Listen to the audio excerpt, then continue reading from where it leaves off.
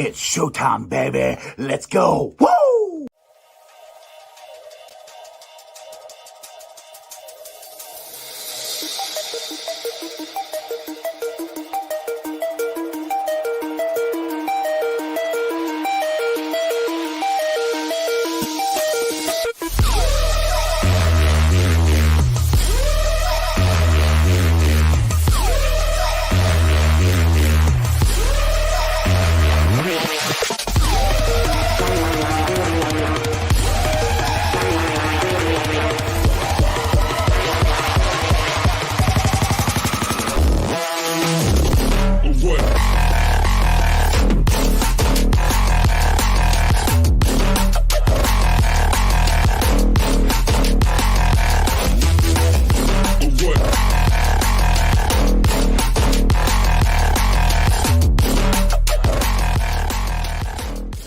Hey guys, what's going on? Welcome to the show. This is Sports with Strawberry Ice.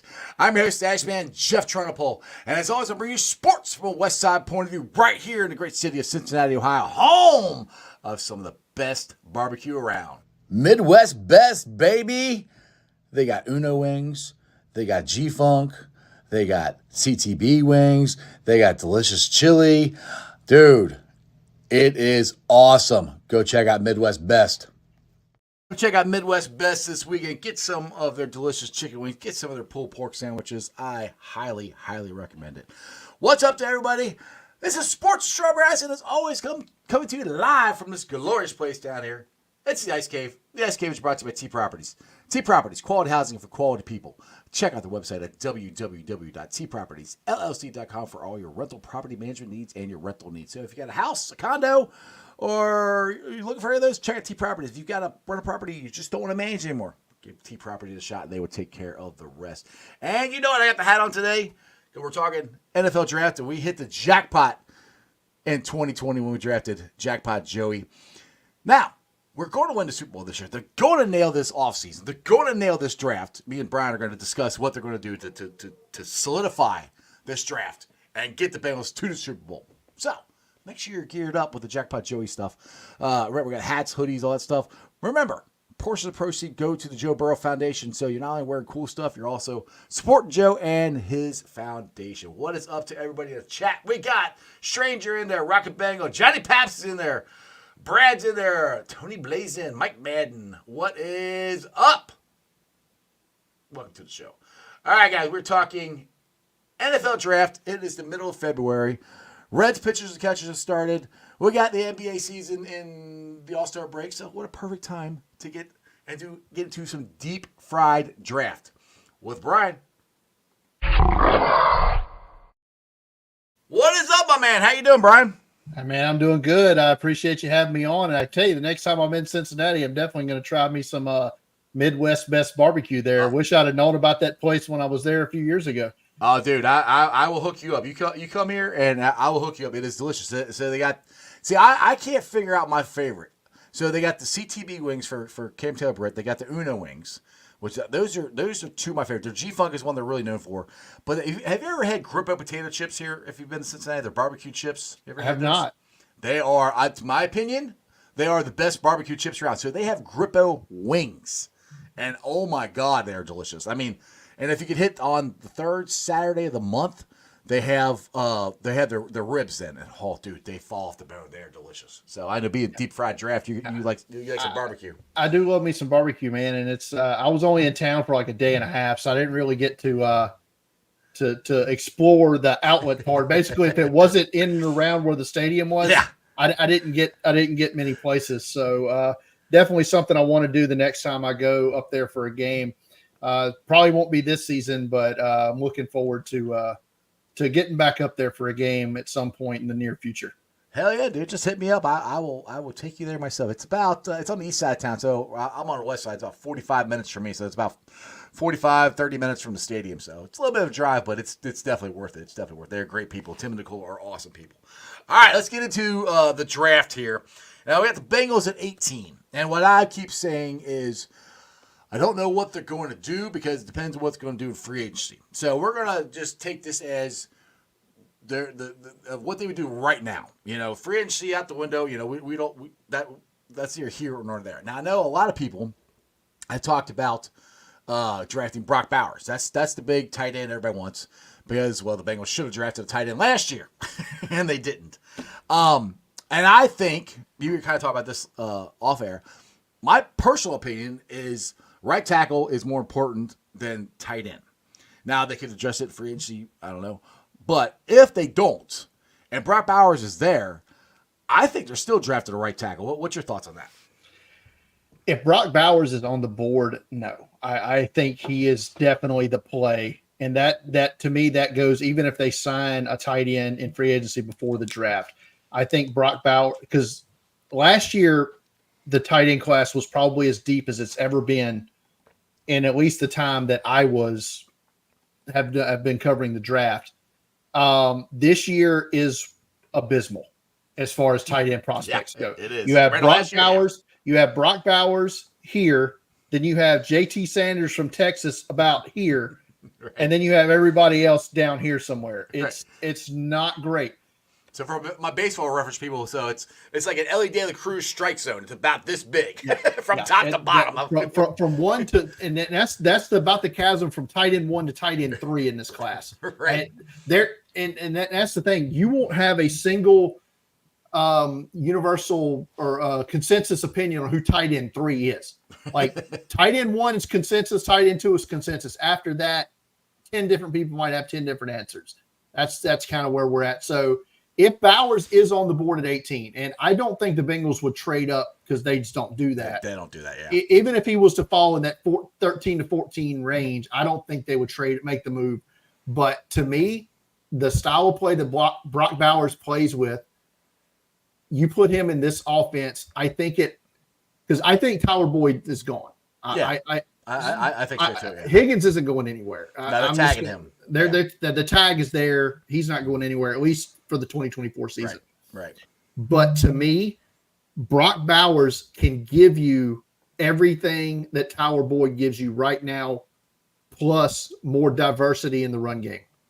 Because despite the fact he's only 6'1" and probably 235, 245 pounds, he's a hell of a run blocker. So he's going to give you the ability to split out in the slot, mismatch on the linebackers or safeties that way, and intention, and also basically giving you an extra blocker in the run game. So, but I think we both share the opinion here. Brock Bowers ain't gonna be there. Ain't gonna be there at 18. Nah. I could see him going as high as 5 to the Chargers. I could see Jim Harbaugh seeing him there at 5. Oh yeah, and loving having him in whatever offense they're going to put in place there with Justin Herbert and those guys. So I think I think 5 is the ceiling for Bowers, with 18 being the absolute floor. What would have to happen for him to drop that far, you think? I mean, you just brought a good point there. The Chargers. That's a great point. I don't see him getting past them. I think that would be a great fit for him and the offense that the Chargers run and with the quarterback they have out there. But what would have to happen? Because I keep saying, a lot of wide receivers would have to go or quarterbacks have to jump up, but the Chargers got a quarterback. They got wide receivers. I mean, how would he get past San Diego? Or I do that every time. The L.A. Chargers. It's hard. It's hard to let that one go. That was the hardest one of all the ones that have moved. Like nobody calls the Raiders Oakland anymore. No, we've all adopted Vegas easy. Yeah, they're all Vegas, but we still want to say the Charger right, or San Diego. Yeah, I'm with you. You need 4 quarterbacks to go ahead. Okay, easy. Matter of fact, I can almost guarantee you that's going to happen. I think you need at least 3 wide receivers, maybe 4. I could see a 4th one going in that top 17. I could see it, not guaranteed, definitely 3. And you're going to need the run on edge rushers to start before then. Maybe 3, maybe 4 guys go ahead. And there's a range in there. I could see that as well. Plus, maybe not the best thing for the Bengals is to see the run on offensive tackles start. Mm-hmm. I do think that's a distinct possibility as well. You want to see some corners go earlier than 18, and that's how you get Brock Bowers to the Bengals, is you start seeing teams take those guys. Right. Now, this is to be far-fetched. I don't I don't think he will be either. I would love for that to be a problem. Bengals have to make that decision. But let's get to right tackle here, where I think that's probably most likely what they're going either right tackle or defensive tackle. I think again it depends on what they do in the offseason or in the free agency there. So where is your right tackles ranked from top to bottom, and where do you think 18 falls in that who we could possibly get?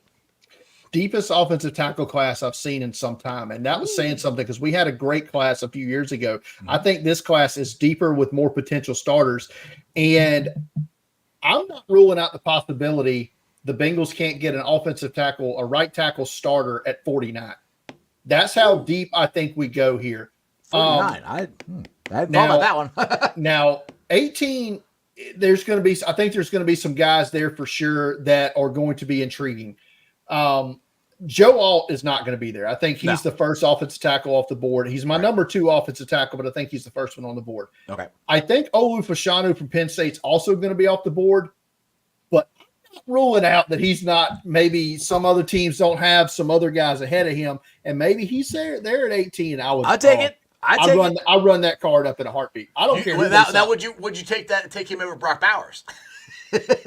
Me personally, yes. I have Brock. If you're the Bengals, I have Fashanu number 4 overall on my board. Okay. I have Bowers 9. Okay. Yes. Okay. So just on value, I take Fashanu over, and the positional value is obviously more important there with offensive tackle over tight end. So, but I don't think Fashanu will be there. The guys that I do think could be there, though, that you would consider Amarius Mims from Georgia, very physical guy, but has only started 8 games. Right. That's the problem. It's concerning. Yeah. Talasay Fuaga from Oregon State, very super fun to watch. Another right tackle there. Very good job pronouncing his name, by the way, too. I'm glad you said it, not me. I'm a professional, sir. Professional out here, sir.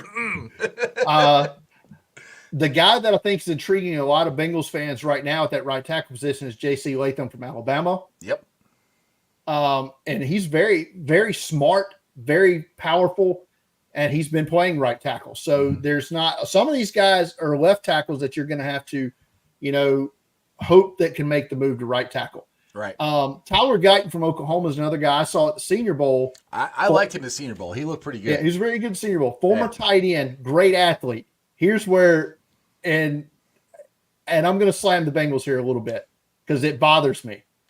They do not seem to value athleticism as much as we in the draft community value athleticism. That's why we don't have as much athletic, especially at the offensive line. Right, yeah. Look at our offensive line. I'm a big believer in RAS. And for those who don't know, it's relative athletic score, something Kent Lee Platt started a while back, and it measures a player against his peers as far as with athletic testing. The Bengals do not generally have what you would call high RAS guys across the board there at the offensive line. Tyler Guyton's going to be a high RAS guy. Is that disqualifying offense for the Bengals? I would hope not, but we joked about it on the Draft Countdown podcast. I think it is. Right. But to get to – so those are the guys at 18 I think that you're looking at. Okay. To bring it back around to 49, which I think is the more intriguing thing – you start bringing in guys. If you just watch the national championship game against Michigan, Roger Rosengarten, the offensive tackle from Washington, you would have said he's a 7th rounder, undraftable. But every game before that was great. He just got that was a bad night at the office for Roger Rosengarten. But he looked great at the Senior Bowl, and he's another right tackle guy from there. I think he's available or could be available at 49. Jordan Morgan from Arizona, I think, is going to be another good athlete at the position. Kingsley Suamatea from BYU. Gesundheit. You don't generally, I'm stereotyping BYU players here, but you don't generally see younger players come out of BYU. He's only 21 years old. He's still got a lot of developing to do. Very raw. Now, that scares me because – the Bengals have not developed offensive linemen well. Yeah. Yes, I feel that 100%. But I'm just bringing his name up there purposes. And Patrick Paul from Houston is another guy that I think would be available in that, maybe in that 49 area, that has right tackle starter upside that you could look at. And then there's a few other guys I think that could be available in the 80s that would be intriguing as well. But I don't know that they're going to get that far down the board without having an office. Now, let me preface this by saying that the offensive tackle being one of the deepest positions this year, last year tight end was one of the deepest positions. We went 0 for 7. Yes. Like 2 years before that, wide receiver was considered an all-time deep class. We went 0 for there too. Mm-hmm. I cannot imagine doing the post-draft press conference and going 0 for 9 draft picks and not having an offensive tackle. Yeah, they're drafting a right tackle. I if they don't, because we don't have anybody. That's and that predicts the franchise. So yeah. All right, Andre, let's get some comments here. Andre says, if they sign a right tackle, do they need a right tackle at 18? Well, it depends on who they sign, I guess. If they're signing a starter, let's see. I'll put it this way. You can talk about this off air. To me, if they sign Illuminor or somebody like that to a 1, maybe 2 year contract, then yes, I still say you draft a right tackle. But if you sign somebody like Trent Brown to a longer contract, then maybe you could push it down farther. Maybe you can take a shot and get to that 49 like you're talking about there. I mean, Trent Brown's older though, right? He's like 36. Yeah. Or am I confusing him with someone else? I don't know his age, to be honest. He's the one from the New England Patriots. I don't know I honestly don't know his age off the top of my head, to be honest. I'm not sure. He's 30 years old, so I'm sorry. I'm confusing him with somebody else. So, Trent Brown, if you're signing him to a 4 or 5 year deal. But my thing is, I don't think you can afford to do that. That's the thing, too. Because how much money do you already have committed? Well, it depends to Joe. I don't exactly know how much we had committed to Joe. That's the big contract. And then you got T, who they're probably going to tag. Well, I'm talking about just on the offensive line. Oh, you got the big money to Orlando. Brown. You got big money Karras. to Karras and big money to Kappa already. Yep. Now, Jonah's big money is coming off. Yeah. But you're going to seemingly replace that with a first-round pick at right tackle or Trent Brown or Illuminor. Now, here's a possibility that I don't think many people are talking about. Okay. Is, correct me if I'm wrong, Karras and Kappa are both free agents after this season, correct? No, Karras is after this season. Kappa's got 1 more year. So I'm just throwing it out there just to get it on the record. If they were to draft, let's say, Jackson Powers Johnson, the center from Oregon, this year, you move. He slides into left guard this year and replaces Volson, who is clearly the weak link up front. Right. Then he moves over to center to replace Karras next year, and you can, address the left guard position another way. I'm just throwing that out just to get it on the record. My feelings wouldn't be hurt there either. I wouldn't be surprised that where that seems like a Bengals thing to do. Right now, where do you have him at as far as being drafted? Is he at 18 or is he? He is overall 18 on my board right now. Okay. And was clearly the best. I'm going to say I think Jackson Powers Johnson was the best player overall at the Senior Bowl. Right. Yeah. He looks very good. Yeah. Especially when he's taking on that big boy Sweat. Yeah. This was my 9th year covering the Senior Bowl as a media member, and he is the only offensive lineman I have go through 2 days of practice and never lose a rep in the one-on-ones. Yeah. Never lost.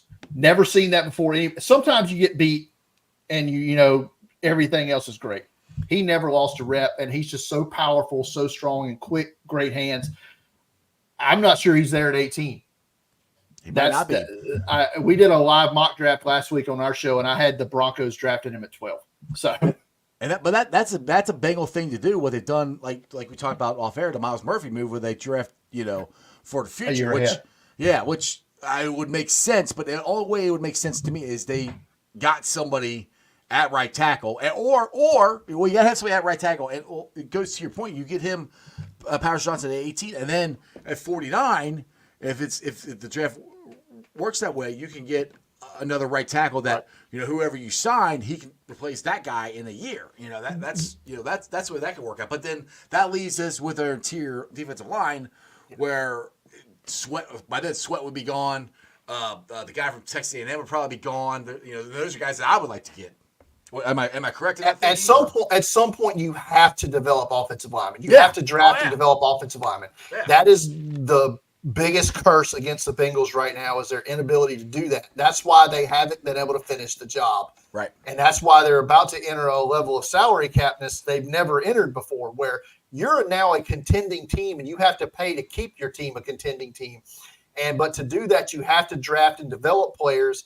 And especially at the offensive line, where you have 5 of them have to start every game. Right now, you have 1 guy on a rookie contract up front. You have free agent signings everywhere else, with the exception of Jonah, I guess, who's on his 5th-year option. But even then, that's the most money you can pay a rookie, is that 5th-year option that they're paying Jonah, or paid Jonah this past season, I should say. So that, to me, is something they've got to do. It's something Kansas City's done, and they're consistently contending. Mm-hmm. And it's something that Detroit has done probably better than any other team. Oh, their offensive line is awesome. Yeah, it's great. And they're all drafted guys and developed. So that's something the Bengals have to get right. I don't know if it's the offensive line coach. I don't know if it's a Frank Pollock issue. I don't know if it's the 2 different coaches, and they haven't. It was a Jim Turner issue for sure. He was ass. He was awful.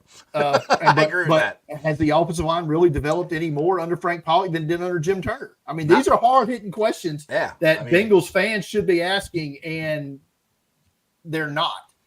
I have been. I mean, I've been asking, but I mean, they're not exactly. I came out and said they're not changing anything, so it's kind of a moot point. I mean, they're not going to change it. So I'm like, all right. I mean, that's one of the things I kind of said at the end of the year. I like Frank Pollock, but this offensive line has not. I mean, it's better than it was the year we went to the Super Bowl. We got better players, but full stop. But you paid significant capital to get there, and that's significant capital you can't spend in other places. Like we want to extend T. Higgins. Yeah. We want to extend Jamar Chase. We would love to do that both this offseason. Well, that's the thing is if just what you're saying, if you can't get Jackson Powers Johnson, you get him, you move Karras over to guard and Volson on the bench till next year, and you get a right tackle at 49, that could be a pretty good starting point. You got your future center, your future right tackle, and whatever you say about Cordell Volson, but he could be a future guard, and Orlando Brown's not going anywhere. So that could be the start of a good young offensive and athletic. Athletic would be nice offensive line. So I'm not that you're bringing up some good points that I'm not, because I keep saying it's Trent. This draft for me is trenches. It's got to be the offensive line, and it's got to be the defensive line, because Brian, our run defense was awful last year, and that was with DJ Reader. I love DJ. DJ, it wasn't his fault, but with him being hurt, and I don't know if they're going to sign him. I don't know what kind of version we're going to get of him. You got BJ Hill and nothing. So you got to sign at least 2 and draft 1 or 2 defensive tackles there, right? Interior line guys, I think. Yeah, but the thing is, I don't think they're going to be able to go out and get a top tier defense. You're not signing Chris Jones. No, that's not happening. No, but what about the guy from Baltimore? Matabike. Yes. What about him? I mean, that's one that's. I would imagine he's going to get the second biggest defensive tackle contract out there. Never mind Chris Jones. Chris Jones is going to get the mega bucks, and then I think Matabike is going to get he's going. I think he'll go 100 million plus. Okay. Yeah. So those 2 are out. Well, I said if they could do what they did I've said this a couple times on the show. If they can do what they did the offseason 2021 when we went to the Super Bowl, where they signed a whole bunch of, I hate to say lower tier guys, but Trey Hendrickson wasn't Trey Hendrickson. I mean, he did, Mike Hilton wasn't Mike Hilton. DJ Reader was. BJ Hill wasn't. We got it for Billy Price. They got these guys, and Lou was able to bring their level of play up. That's where I think if free agency, that's what they got to try and do. Now, I'm confident in Ludini of being able to do that. I'm not so confident in Frank Pollock. He hasn't proven it yet that he can do that. But They're going to have to add in free agency. They can't fix it all in the draft. The holes are too big on the defensive line and the offensive line, I think. I mean, there's some guys, like you say, a popular name I'm seeing thrown out there is Grover Stewart from the Colts. Yeah. As a potential guy to go out and sign. Sheldon Rankins, a guy I loved coming out when he was coming out of Louisville, is a guy I think that would be a good add. I love Javon Kinlaw coming out a few years ago, but he has not performed that great for the 49ers. He's a free agent as well, but if the price is right, yeah, I think that's going to be the signings that they're going to make, like you said, kind of like they did in 21. Mm-hmm. They have to because they can't afford to get the big guys. Yeah. They have to be creative. Be creative too. Like right. There's some teams maybe trying to get rid of something like a BJ Hill was, and is that not the greatest trade the Bengals have ever made? BJ Hill for Billy Price, but you need to get creative. Take one of those that comp 5th round pick and give it off to somebody who's trying to unload one of these guys. I mean, you got it. They need to start thinking like that as well, getting a little more out of their comfort zone a little bit as far as trading draft picks and using pick swaps in trades and stuff like that. It's just not something they've done. It's something I'd like to see them do. But if offensive, I mean, while we're talking about interior defensive linemen, I do think that's a highly good chance that that's where they end up going at 18. If they don't go with the right tackle and Brock Bowers doesn't miraculously fall to 18. Please, so, God. So you're at that point, you're looking at 2 guys that fit the bill that could be on the board, realistically could be on the board at 18. And they're both, to me, pass rush first interior defensive linemen. And that's Johnny Newton from Illinois and Byron Murphy from Texas. Both guys, like I said, just quick first steps, great arm usage. They get to the backfield in a hurry, both solid run defenders, but that's not their forte. But I think if you want to get the Chris Jones-ness to this defense, upgrades from BJ Hill, if you will, those 2 guys fit that bill. And I think that's like the 12 to 20 range is where those guys are going to come off the board. I've seen Johnny Newton with some of the bigger draft guys like Daniel Jeremiah and these guys have him available at pick 30. That to me is crazy talk. Wow. I think Johnny Newton's I got him as a top 10 player in this draft class. Well, I know Jeff Hobson from Bengals.com, he did his first or second mock draft. He's got Newton going to the Bengals at 18. I was just looking at that before. I mean, that's so at that, if Hobson's talking, then the buildings they're talking about. That's what I was saying. He's heard that in the hallway. Yeah, so that's a good note. Yeah, which I'm not against that, but damn it, Brian, we gotta get this offensive line fixed. That's to me, that's the thing, dude. It's like this has been the Achilles heel of this freaking team is this offensive line, and I just from what we did in 21, we fixed the defensive line through these free agent guys. That's where I'm like, we can do it again. They already know they can do it. Now they haven't been able to draft a right tackle or a center. That's the part. It's like, but if with this, to me, it's like there's so many good offensive linemen in this draft, they can't fuck it up, right? Hopefully, I don't know. I mean, you would hope not, right? But that's the thing, though. Defensive line is not as deep, right, as the offensive tackle position is, or even the interior offensive line position, which we didn't go into that beyond Jackson Powers Johnson. But it's a pretty deep group of guards and centers. What's your thoughts on Sweat? I really liked him. He's a big dude, but his weight and everything. I know people worry about that, but I don't know. I saw him in Senior Bowl, and when he's powering, going straight at you, dude, he's hard to stop. Bo Limmer is a very good guard prospect in this draft class. I'm thinking probably like a 4th, 5th round like guard, but he's he's going to be drafted. And Tavondre Sweat, defensive tackle from Texas, folded him up like an accordion. He did. Like he had him up so and his knees bit over backwards. It It was amazing. I saw that one. To see, and you're like, holy That's shit. I'm like, I said, Like, you oh almost have to God. retire after that, man. It was so Like, bad. Hey, I'm out. See ya. But T'Vondre Sweat became only the second player I've ever seen refuse to weigh in at the Senior Bowl. Right, and does that worry you? Is that a No. concern? Because to me, like whatever the hell he weighed, he could move. you know. The thing is, he's going to weigh in next week at the combine, and he'll probably weigh in 360. I'm just 360, 362. It's my guess. My guess is he weighed 375 at the Senior Bowl, and he's like, no, I'm good. I'll just let me cut this for the combine, and then I'll get this officially on the record, because that's what Devontae Smith did. He came down to the Senior Bowl and didn't weigh in because he knew he probably weighed about $150, and he got his weight up to I think like 170 at the combine, but ain't no damn way that guy's 170, playing weight, and like T'Vondre Sweat is not. I mean.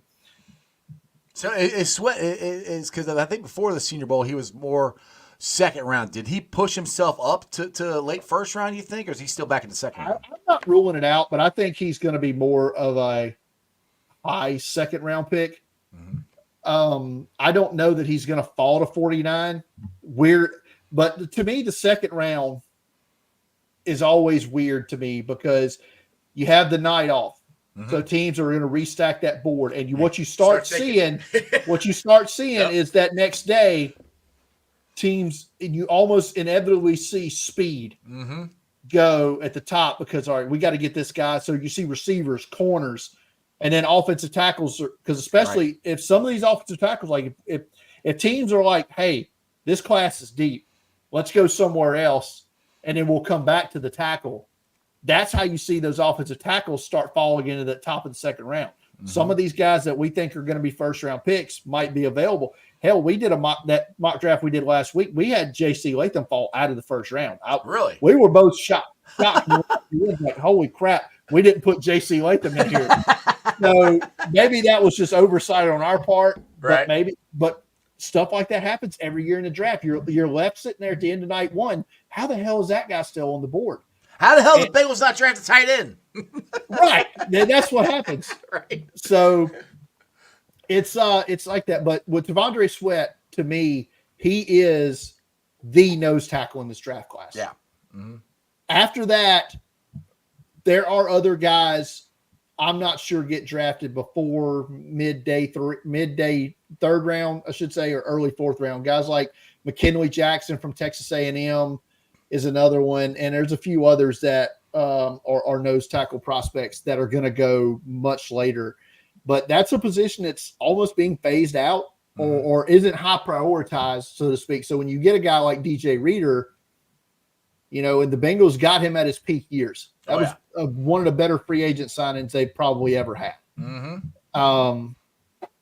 So they got him at his peak. Him and Trey Hendrickson both. They got them both on the ascension. They got them at exactly the right time and exactly the right price.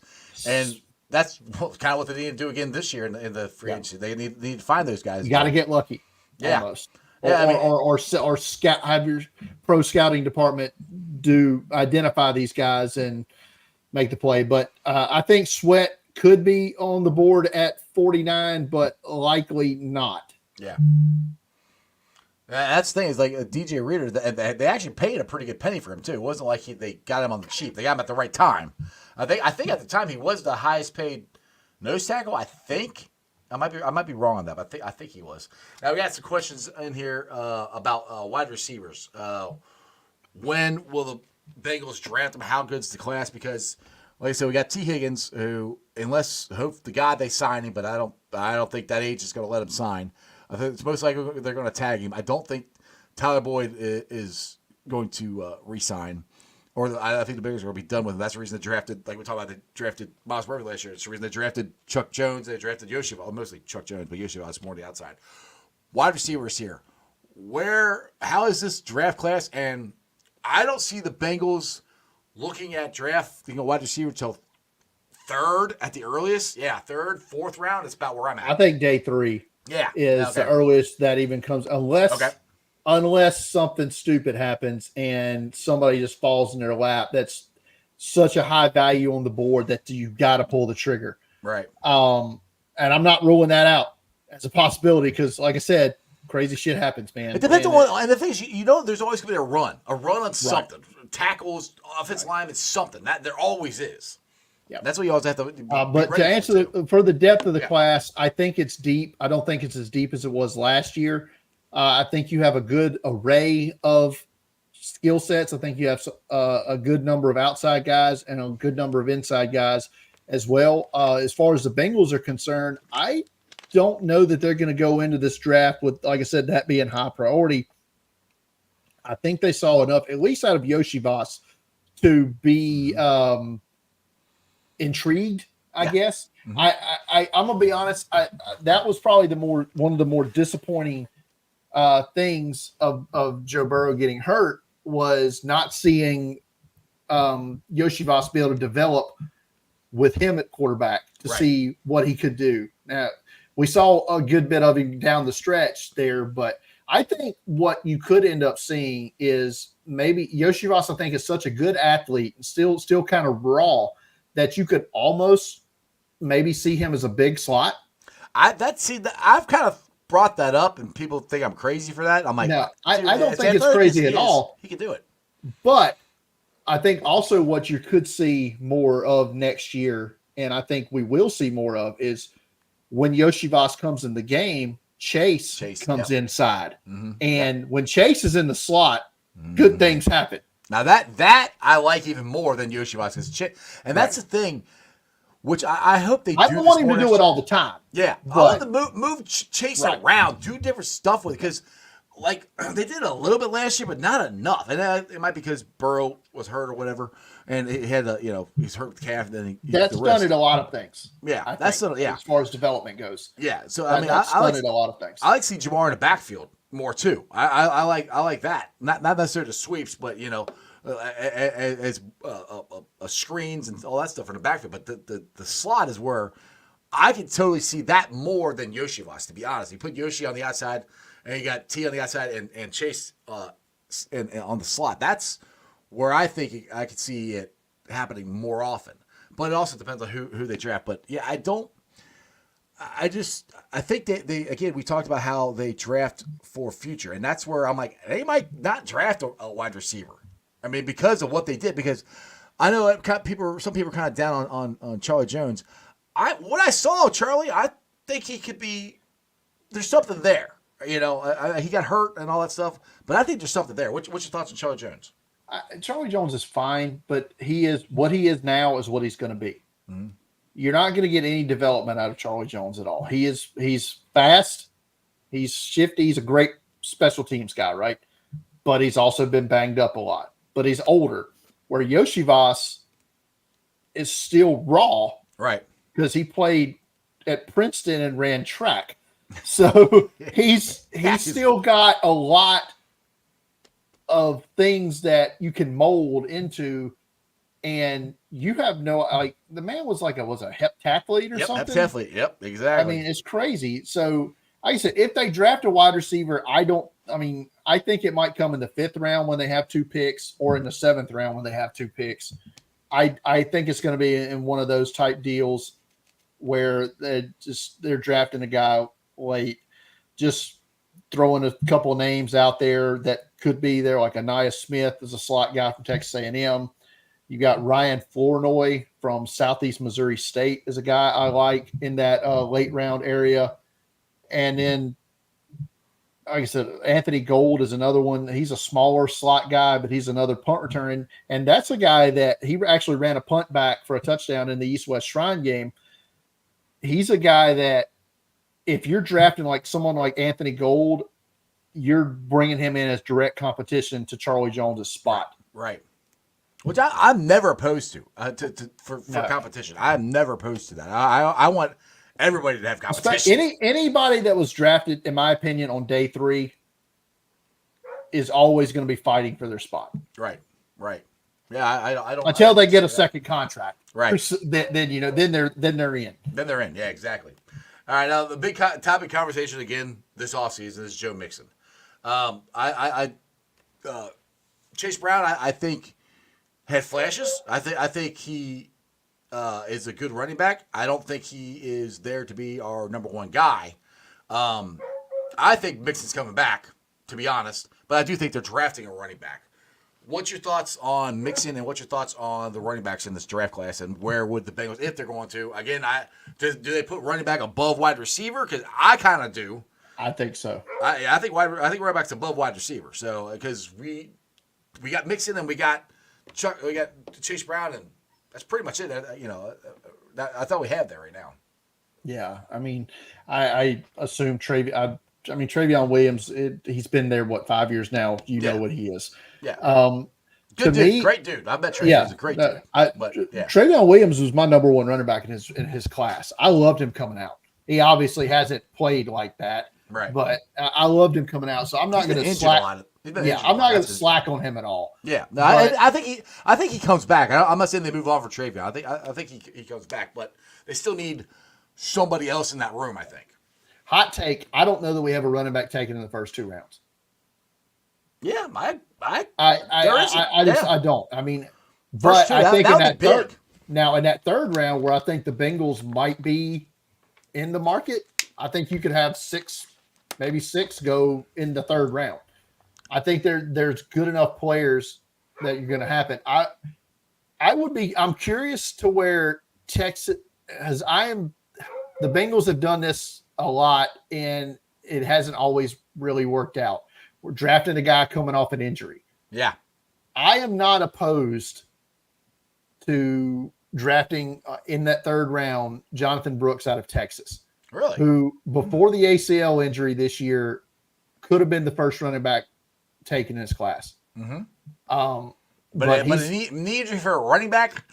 It's not the end of. It's not what it used to be. But that's what I'm saying. The Bengals haven't actually had the best track record in doing this either. Cedric Ogbuehi.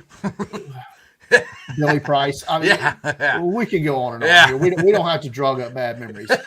But but someone like Blake Corum from Michigan, Marshawn Lloyd from Southern Cal, I think is going to be on the board there. Ray Davis from Kentucky, I think, is a guy maybe in the fourth round. I liked him a lot. I didn't see Kentucky play a lot, but in the Senior Bowl, I liked him a lot. I really like Isaiah Davis from South Dakota State in that area. Home run hitter speed is Jalen Wright out of Tennessee. Jawar Jordan from Louisville is another good player. I love Frank Gore Jr. out of Southern Miss. He's just small. He's not a number one back. Yeah. Ideally, what I think you do is draft a running back in that third round, maybe fourth round, and have him basically I would love to see like a 40-30-30 split with Mixon back, because his deal's not unbearable this year. So you're going to pay him. You're going to pay him anyway, whether you cut him or not. And I don't see them trying to go back to him back-to-back years and try to get him to restructure again. So just play out the contract this year and be done with it, but cut the carries back. Cut the reps back. Let's get Chase Brown on the field more, and whoever you draft more, and let's kind of go with that. Let's kind of keep it even. Essentially, you got to draft somebody that can pass block or at least be passable at it. Yeah, we got to hit somebody. So that's why I think Travion Williams is actually the best one at that, to be honest. Will Shipley from Clemson would be another that would fit in that type of area that they would look at to draft at running back. But I think third round at the earliest, probably fourth, fifth round again. All right, straight 420 here says, I got my mouse to work here. Come on. All right, he says, Braylon Allen, 6'2", 245, 40-yard dash, and he can catch. So he's a big Braylon Allen's a good player. He's my number 2 running back overall. I don't think he's going to be in the range of where the Bengals is it 80. I haven't looked that far. 80 something anyway. Yeah, I don't think he's going to be there where they're going to be at in the third round. All right, let's see here. Ken wants to know Wright from Tennessee. Big speed. He's one of the top speed guys. He may be the fastest running back at the combine next week. I will find. Are you going to? You're going to combine, right? No. Oh, you're not. Oh, I can't. The combine's not 3 miles from my house, dude. I'm not going. See, the combine's closer to me. It's only an hour and a half away. So yeah. I'm going to the combine. I'm going Saturday night. Yeah, that's a flight for me, and that's just not something. The Senior Bowl is 3 miles from my front porch. That one I'll probably never go to. I hope so. I think it'd be kind of cool to go to Senior Bowl sometime. But I like going. Last couple of years we went to the combine, and like I said, I hope they never move it from Indy. I hope they keep it there because it's easy for me to get to. Pick 80 is where they're at in third. Okay, pick 80 third. All right. Here, Andre. Let's go. Wide receiver from LSU and a tight end from Texas in the second round if they sign a right tackle to a 3-year contract. Which wide receiver from LSU? Brian Thomas Jr. is the one he's talking. Malik Neighbors is long gone before then. Yeah. I assume. Now, if Malik Neighbors is on the board at 18, sprint that card up, baby. I don't think Neighbors. If Malik Neighbors is on the board, he gas mask ball the draft. Hey, that's not a bad thing. Not that there's anything wrong with that. Dude, actually, the way who was the tackle? Laramie Tunsil. Yeah, wait, he's played. I think if somebody comes out with a video like that, I don't think they'll give 2 craps about it anymore because that did nothing. I mean, he's been a really good player. But Brian Thomas Jr., I presume, is the receiver he's talking about, and was, I think, the leading touchdown receptions in the nation this year. He's very good, and he's should be available at 18. If things broke down with T. Higgins, if that happens, right? Like you've agreed to tag and trade him or something if you're taking a wide receiver at 18. Now JT Sanders, the Texas tight end at 49, is intriguing if he's available. I definitely think that could be in play. Now, my question is, all right, if you brought that up there, tag and trade T, which it is a possibility. I don't think they're going to do it. But when's the last time that happened?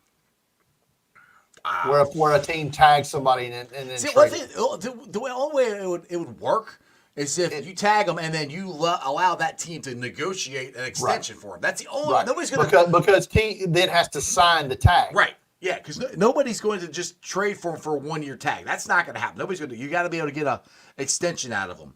So there was somebody who did that. I can't remember. That's the reason I know that.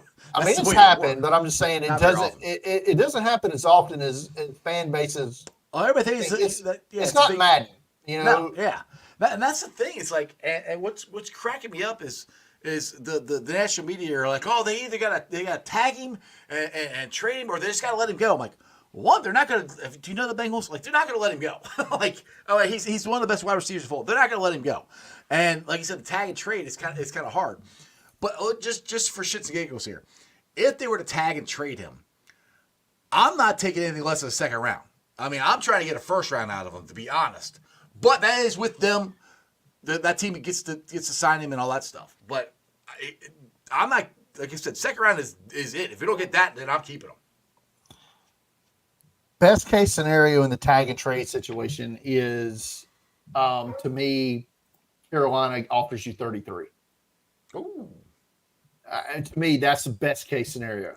Not sure that's going to happen. Chicago doesn't have a second round pick. Mm-hmm. So that kind of rules them out. Not that there's not other wide receiver needy teams that couldn't jump in. Well, I think bringing up Jacksonville and people bring up Tennessee. Those are the 2 big teams I hear the most. Tennessee would be interesting because of now you have a dance partner down there that you know really well, mm-hmm. and you think you could get the better value. You could get a trade done and a deal done that benefits both teams. Right. That way.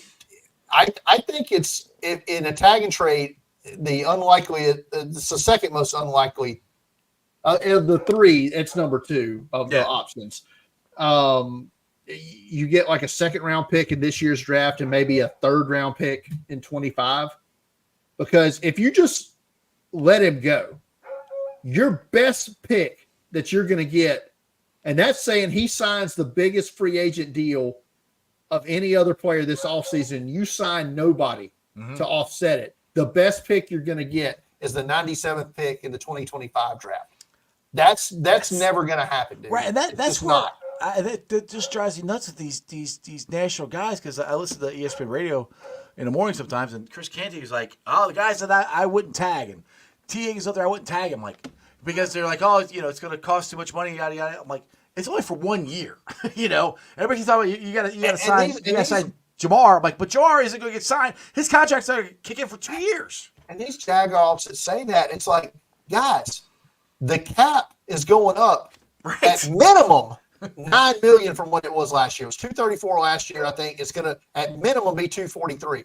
There are reports out there now. They think they're going to announce that the cap's going to be $250 million for this year, which would be $16 million more than it was a year ago.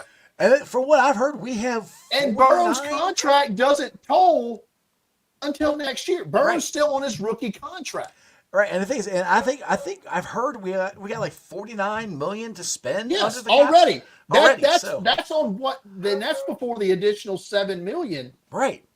So that's where I'm like, people keep saying we can't afford this. Like, they can. And the thing is, too, Brian, is Joe has said this. He said in like his last press conference that there's stuff in place where he can, help out, defer money. He didn't say defer money, but, defer money or whatever. There's stuff in place that he said in his contract. And he said it before that he's going to try to do stuff to try to keep his weapons around. And Jamar Chase has even said that. So, I mean, there's stuff there. I mean, the Bengals, they do some dumb stuff sometimes, but here lately they've done some pretty smart things, and I think they've done the right stuff to try to keep T at least under the tag.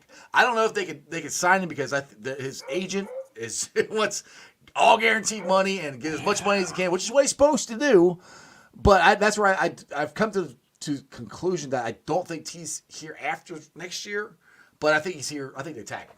At minimum, I think he's here at least through this year, and I'm not sure what the tag. They won't announce the tag numbers until, I guess, whenever. But I assume it's going to be about 24 to 25 million on a 1 year deal, which isn't great, right? But it is what it is. It would be great if you could extend him, and I can tell you, there's at least 3 teams right now that don't want you to extend to you because that's the other teams. I mean, I was in the car at the combine or the Senior Bowl all week with a writer for the Browns. It's a good friend of mine, and he doesn't want the Bengals to re-sign T. Higgins. Of course he doesn't. So he wants the Browns to sign T. Higgins. Okay, that cracks me up right there. Where Browns fans actually think they can't afford to sign T. They're in cap hell. They can't do it. So, am I wrong on that? I mean, do you think that there's a chance? My favorite thing is if just something happens to Deshaun Watson where he can't play again ever and has to medically retire. Their cap hit for this year is something like 106. Like they would have no salary cap at all. One of the dumbest. We talking about one of the great trades when we got BJ Hill. That has to be one of the dumbest trades ever. If he doesn't return to Houston Texan form, it's going to be one of the worst trades in a long time. Yeah, and how funny was it Baker Mayfield went farther in the playoffs than the Browns did? What I thought was hilarious was the fact that, and us at Draft Countdown included, we were all like, I can't believe Houston gave up their pick to Arizona in the trade back up for Will Anderson last year instead of giving up Cleveland's pick. Right. And it turns out their pick was, later than Cleveland's pick ended up being, thanks to them throttling Cleveland into playoffs. Hilarious to me. It's just hilarious that worked out in their favor. Yeah, I feel very, very bad for Browns fans. No, not really at all. Not at all. Sorry. I thought it was hilarious. I saw something on, it might have been Instagram or somewhere where they, you know what? I'm not gonna say it. I'm gonna get myself in trouble. I gotta stop. I gotta stop. I'll tell it to you off air though. All right. I'll tell you. Yeah, let me know. All right. Let's see. This is another thing that people keep saying, and which is, Joe's contract is part of Joe's contract guaranteed. I think it is, but I don't remember. Yeah. So I mean, the signing bonus is guaranteed. Right. So I mean, that's where. So whatever you see, as a matter of fact, and when you see any NFL contract ever, whatever the signing bonus is, that is the guaranteed money. Right. And the thing is, that's all a team is obligated to pay out. Anything beyond the guaranteed structure of the contract is basically bonus money that a player can get. And the Bengals, to their credit, though, they generally pay out their contracts. That's where I was about to go. I'm like, you sign know, with the Bengals, it's basically guaranteed. They don't. Yeah. You're there the full contract. People talk shit about Mike Brown and them, but I mean, they do pay out the contract. They're not like a lot of these teams where they sign a guy to a 5-year deal for $50 million and then cut him after 1 and only pay him 10. You don't see that in Cincinnati. Yeah, so the 220, there you go, 220 guaranteed. 275. But he'll see every bit of that 275. Oh, he's not there. Actually, they'll probably extend him at the point of the 220s over with. Oh yeah, and spread it out, and he'll get even more money. But yeah, that's where I'm like, I don't think that's the issue. I'm like, the issue with T. Higgins, the agent has never worked with the Bengals. Ever that I know of. He's never signed anybody with the Bengals. So I don't know if it's him and Katie butt heads, they don't like each other, whatever. But and this is where Corey Dillon has come on here and said, like, dude, if T wants to stay here, he needs to tell his agent, get it done so I can stay here. Not that he's here for pennies on the dollar, but if you're talking $2 million, $3 million, if you're talking 18 to 20 million, I mean, dude, that's not worth leaving Joe Burrow and this franchise to go get an extra 2 or 3 million, if it's that close. It's often that we hear about these agents or whatever, but at some point you have to realize the agent works for the player, right? Not the other way around. Mm-hmm. If the player wants to stay, in this case, T. Higgins wants to stay in Cincinnati, he just goes to David. Is it David Mulgeta? Is that his name? Mulgeta, yeah. Mulgeta, whatever. Anyway, that guy. He just goes to him, say, "Look, Hoss, either you do this." Mm-hmm. And I stay here, or I go hire somebody else. I go to Rock Nation or whatever. Well, that's always cracks me up. CAA. And these players always say, "Well, it's up to my agent now." Like, no, it's up to you if you want to stay here. Now, you still get the final decision if you want to play for this contract or whatever. He negotiates it, but it's up to you. And that's where it killed me with Jesse Bates. Like, he loved it here, all this stuff, the great. Awesome, dude. You went to Atlanta. You got your money. And you got your Pro Bowl, which I don't know why the hell you couldn't was an All-Pro this year in Atlanta. I can't fault Jesse. I'm not going to say anything bad about Jesse. No, I'm just saying. It drives me nuts that he got his All-Pro in Atlanta. He should have got it the last 2 years with the Bengals. He was All-Pro then, in my opinion. Well, that's another issue with Cincinnati and the voters and everything. Yeah. So I mean, that's where I'm like. And I'm not going to. I never am going to go against anybody getting as much money as you want. Football players, go get as much money as you want, but don't come and say you want to stay here and then go get the bag and leave. I don't know. I always kind of just when they say, "Oh, it's up to my agent," it's not really up to the agent. If you want to stay, you can stay. That's kind of where I'm at. All right, so real quick here, safeties and cornerbacks. The Bengals, I think, need to draft another safety or at least sign one because I don't think Nick Scott. I think they're moving on from him. Is there a safety in the 4th, 5th round that you think they could possibly go? Cornerback, because you got Cheeto he's most likely not going to be re-signed. So is there some cornerback safeties in there that are worth getting in the 4th, 5th round somewhere in there? I think corner is a spot that you'll see them attack. I wouldn't be surprised if they drafted 2 corners with their 9 picks. Okay. I think because you also at some point have to, I think, come up with a better slot, nickel corner. Well, do you think to replace Mike Hilton? Okay, so what if you drafted a safety and you signed a safety and you moved Dax to slot eventually? That's kind of not the worst idea. So in that vein, like if you're looking at safety in the say 3rd to 4th round area, I think you're looking at guys like maybe a Kalen Bullock, a little tackle allergic. At times, but we had enough of that this year. But he's got great range. Jaden Hicks from Washington State is a bigger guy at 6'3". So that's his listed weight or height anyway. I'm intrigued by some guys like some big hitters like Tyke Smith from Georgia, who I think also could play that slot corner role down the line, as well as, maybe Evan Williams, Oregon, some other guys that, are down. Maybe Tyson Anderson can actually stay healthy. I would love to see that. I love to see that dude's a great athlete. Yeah. I'm like you. I want to see what he can do. Mm-hmm. Corner, like I said, though, I think is a lot deeper. with guys up and down the class, both inside and out. I would love to see them go back to Michigan again because they seem to like Michigan corners. Mike Sainristil is a guy I would target at 80 if he's still on the board. I think could be an immediate plug and play nickel corner if something was to happen, like Hilton's out for any length of time. He can play that or can back up on the outside as well early on. Jarvis Brownlee Jr. from Louisville is another guy I really like in that 3rd, 4th round area, as well as like Cam Hart could be from Notre Dame, 4th round or 3rd, 4th round guy on the outside from Notre Dame. That sounds good to me. I mean, it's gonna be very, like I said, this is where it can go so many different ways. It's so interesting.